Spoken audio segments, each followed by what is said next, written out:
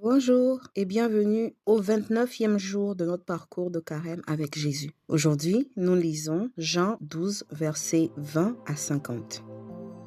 Quelques Grecs se trouvaient parmi ceux qui étaient venus à Jérusalem pour adorer Dieu pendant la fête. Ils s'approchèrent de Philippe, qui était de Bethsaïda en Galilée. Ils lui dirent: Maître, nous désirons voir Jésus. Philippe alla le dire à André, puis tous deux allèrent le dire à Jésus. Jésus leur répondit: L'heure est maintenant venue où le Fils de l'homme va être élevé à la gloire. Oui, je vous le déclare, c'est la vérité. Un grain de blé reste un seul grain s'il ne tombe pas en terre et ne meurt pas. Mais s'il meurt, il produit beaucoup de grains. Celui qui aime sa vie la perdra, mais celui qui refuse de s'y attacher dans ce monde la gardera pour la vie éternelle. Si quelqu'un veut me servir, il doit me suivre. Ainsi, mon serviteur sera aussi là où je suis. Mon Père honorera celui qui me sert. Maintenant, mon cœur est troublé. Et que dirais-je? Dirais-je: Père, délivre-moi de cette heure de souffrance? Mais c'est précisément pour cette heure que je suis venu. Père, donne gloire à ton nom. Une voix se fit alors entendre du ciel. Je l'ai déjà glorifié et je le glorifierai de nouveau. La foule qui se trouvait là et avait entendu la voix disait: C'était un coup de tonnerre. D'autres disaient: Un ange lui a parlé. Mais Jésus leur déclara: Ce n'est pas pour moi que cette voix s'est fait entendre, mais pour vous. C'est maintenant le moment où ce monde va être jugé. Maintenant, le dominateur de ce monde va être chassé. Et moi, quand j'aurai été élevé de la terre, j'attirerai à moi tous les humains. Par ces mots, Jésus indiquait de quel genre de mort il allait mourir. La foule lui répondit: Nous avons appris dans les livres de notre loi que le Messie vivra toujours. Alors comment peux-tu dire que le Fils de l'homme doit être élevé? Qui est ce Fils de l'homme? Jésus leur dit: La lumière est encore parmi vous, mais pour peu de temps. Marchez pendant que vous avez la lumière, pour que l'obscurité ne vous surprenne pas. Car celui qui marche dans l'obscurité ne sait pas où il va. Croyez donc en la lumière pendant que vous l'avez, afin que vous deveniez des êtres de lumière. Après avoir ainsi parlé, Jésus s'en alla et se cacha loin d'eux. Bien qu'il eût fait tant de signes miraculeux devant eux, ils ne croyaient pas en lui. Ainsi se réalisait ce qui avait dit le prophète Ésaïe: Seigneur, qui a cru notre message? À qui le Seigneur a-t-il révélé son intervention? Ésaïe a dit aussi pourquoi ces gens ne pouvaient pas croire. Dieu a rendu leurs yeux aveugles, il a fermé leur intelligence, afin que leurs yeux ne voient pas, que leur intelligence ne comprenne pas. Et voilà pourquoi, dit Dieu, ils ne se tournent pas vers moi pour que je les guérisse. Ésaïe a dit cela parce qu'il avait vu la gloire de Jésus et qu'il parlait de lui. Cependant, parmi les chefs juifs eux-mêmes, beaucoup crurent en Jésus. Mais à cause des pharisiens, ils ne le déclaraient pas, pour ne pas être exclus de la synagogue. Ils préféraient l'approbation qui vient des hommes à celle qui vient de Dieu. Jésus s'écria: Celui qui croit en moi croit en réalité, non pas en moi, mais en celui qui m'a envoyé. Celui qui me voit, voit celui qui m'a envoyé. Moi, je suis venu dans le monde comme lumière, afin que quiconque croit en moi ne reste pas dans l'obscurité. Si quelqu'un entend mes paroles et ne les met pas en pratique, ce n'est pas moi qui le condamne, car je suis venu pour sauver le monde et non pas pour le condamner. Celui qui me rejette et n'accepte pas mes paroles trouve là ce qui le condamne. C'est l'enseignement que j'ai donné qui le condamnera au dernier jour. En effet, je n'ai pas parlé de ma propre initiative, mais le Père qui m'a envoyé m'a ordonné lui-même ce que je devais dire et enseigner. Et je le sais, ce qu'il ordonne produit la vie éternelle.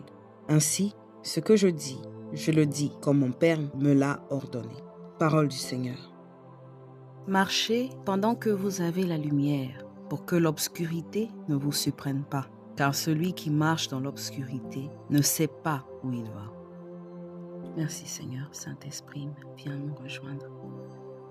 La lumière a atteint les 4 coins du monde, parce que des personnes qui sont venues d'ailleurs, des Grecs, pour demander après Jésus. Si on marche dans la lumière, peu importe là où nous sommes, peu importe si nous sommes loin de cette lumière, on va toujours pouvoir la voir si on veut. Si on la cherche, on va s'approcher de cette lumière.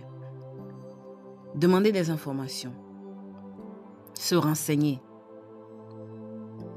pour pouvoir vivre et marcher selon cette lumière. Et Dieu merci, des gens qui viennent d'ailleurs sont venus pour découvrir cette lumière qui est Jésus-Christ. Ce qui m'intrigue, c'est que le verset 42 qui dit « Cependant, parmi les chefs juifs eux-mêmes, beaucoup crurent en Jésus. Mais à cause des pharisiens, ils ne le déclaraient pas, pour ne pas être exclus de la synagogue. Ils préféraient l'approbation qui vienne des hommes à celle qui vienne de Dieu. » Jésus n'est pas venu pour plaire à quelqu'un. Jésus n'est pas venu pour avoir l'approbation de quiconque, surtout pas celle des pharisiens. De nos jours, en tant que chrétiens, nous le faisons, préférer l'approbation des hommes que celle de Dieu. On veut plaire à tout le monde, alors que c'est à Dieu seul que nous devons plaire. Et comment on peut arriver à ne pas se soucier des regards, des pensées des gens? C'est en restant focus. Tu vises la lumière et tu marches par la lumière.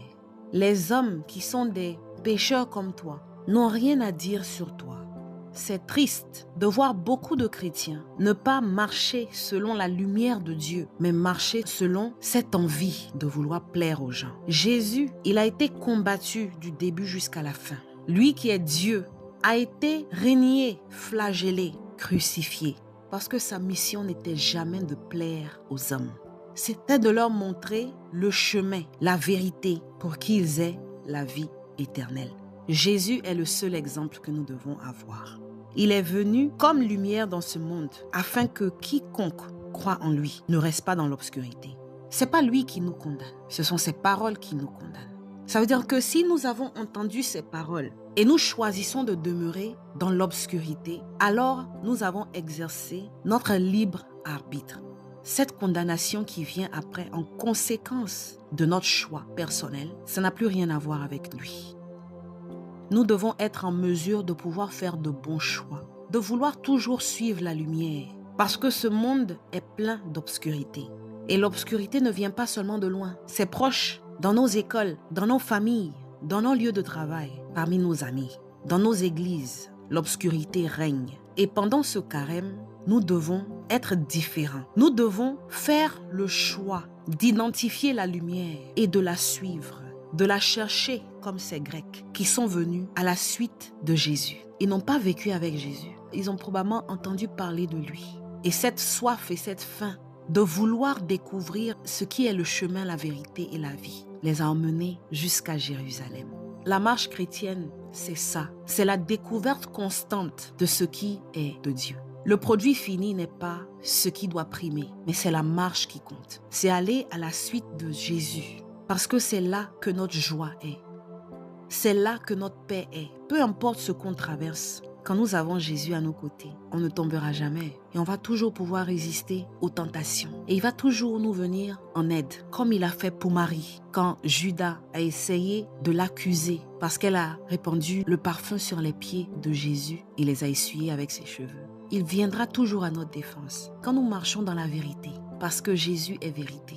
Alors Seigneur, je veux te demander la grâce de vouloir toujours chercher ta lumière, de la trouver et de marcher selon tes consignes. C'est pas évident. Des fois, on se trouve dans des situations où nous sommes seuls à combattre l'obscurité et nous sentons que nous perdons. Mais tu nous rappelles que si nous entendons ta parole et nous la mettons en pratique, on ne sera jamais condamné. Nous serons sauvés. Et donc, Seigneur, aide-nous. Aide-nous à nous accrocher à ta parole. Aide-nous à toujours vouloir aller en profondeur dans notre compréhension de toi. Nous ne voulons pas être aveugles. Nous ne voulons pas avoir notre intelligence fermée. Seigneur, aide-nous à comprendre ce qui est essentiel dans ce monde pour que nous puissions toujours te suivre et ne jamais, jamais chercher l'approbation des hommes au-dessus de celle de Dieu. Béni soit ton Saint-Nom. Au nom du Père et du Fils et du Saint-Esprit. Amen.